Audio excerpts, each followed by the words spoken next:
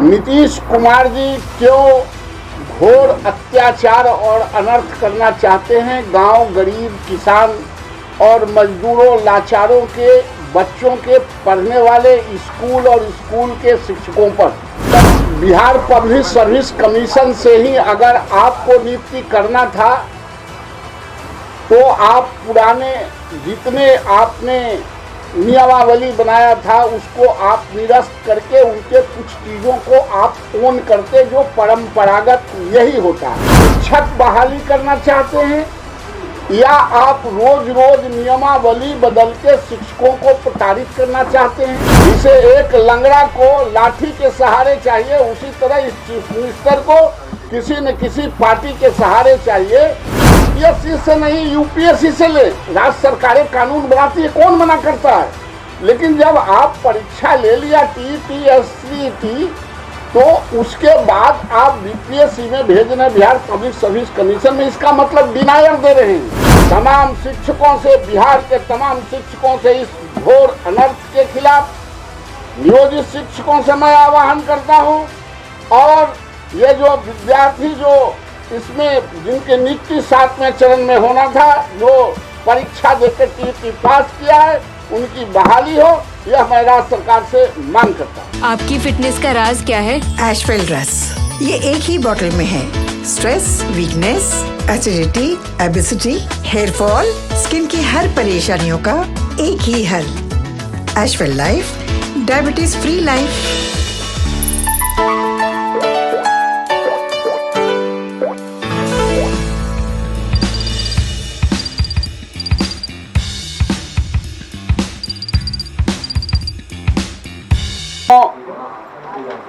आज हम आप तमाम लोगों को आमंत्रण करके बिहार राज्य विद्यालय अध्यापक नियुक्ति नियमावली जो 2023 में बना है उसको वापस लेने के लिए राज्य सरकार से मांग करते हैं।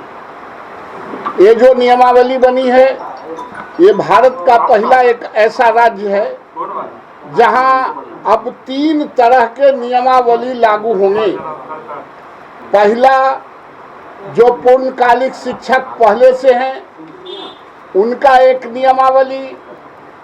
दूसरा, जो नियोजित शिक्षक हैं खंड खंड में जो बांट के नीतीश कुमार की सरकार ने किया था वो।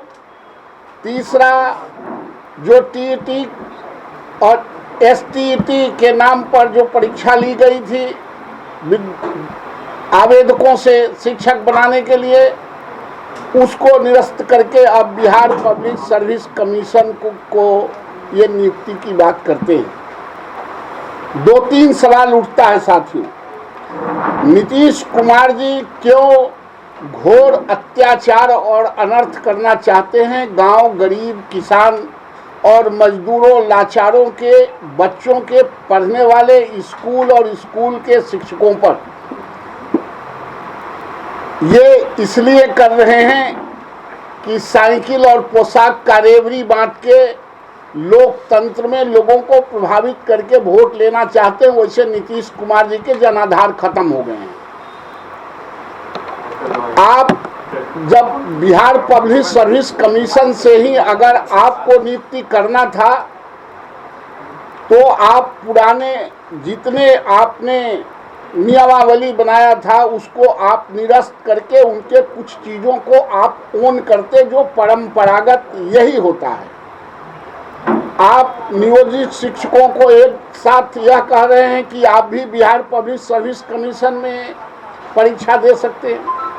17 साल, 16 साल, 15 साल और 18 साल से जो शिक्षक बच्चों को पढ़ा रहे हैं वो जब जाएंगे बिहार पब्लिक सर्विस कमीशन में परीक्षा देने के लिए, उनके 17 साल के जो वरीयता है, जो अनुभव है, उस गौण हो जाएंगे।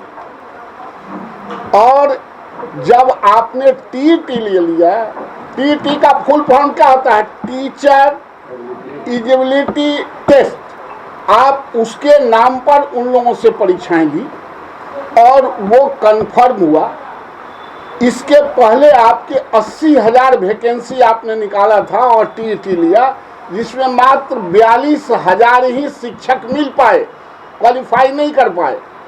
तो आप शिक्षक बहाली करना चाहते हैं या आप रोज रोज नियमावली बदल के शिक्षकों को प्रताड़ित करना चाहते हैं या आप टालना चाहते हैं या आप जिनके साथ हैं तेजस्वी यादव के साथ सरकार चला रहे हैं।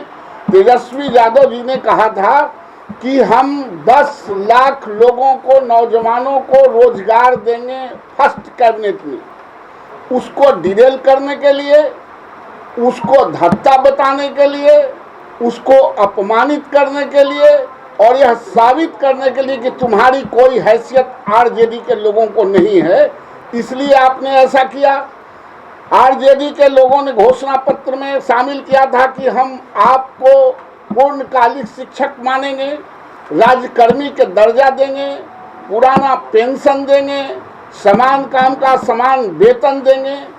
तो आप जब अनुदान पर ही नीतीश जी चल रहे हैं, अनुदानित मुख्यमंत्री हैं, दया के पात्र मुख्यमंत्री हैं, किसी से आप जहां रहेंगे नीतीश कुमार जी वो दया के पात्र में ही रहेंगे। उनकी अपनी हैसियत नहीं है।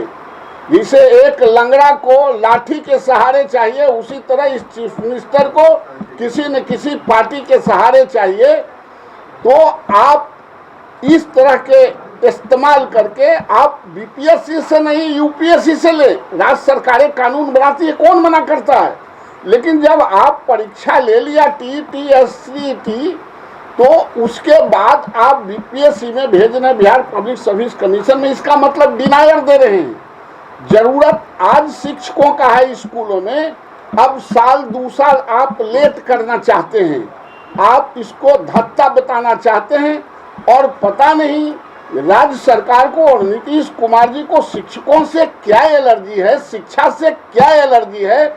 आप प्राइमरी से लेकर सेकेंडरी तक, +2 तक और कॉलेज में भी देखेंगे, विश्वविद्यालयों में आज बिहार के बच्चे वही पढ़ रहे हैं जो लाचार के बच्चे हैं, जो गरीब के बच्चे हैं, जो गांव के बच्चे हैं, जो किसान के बच्चे हैं।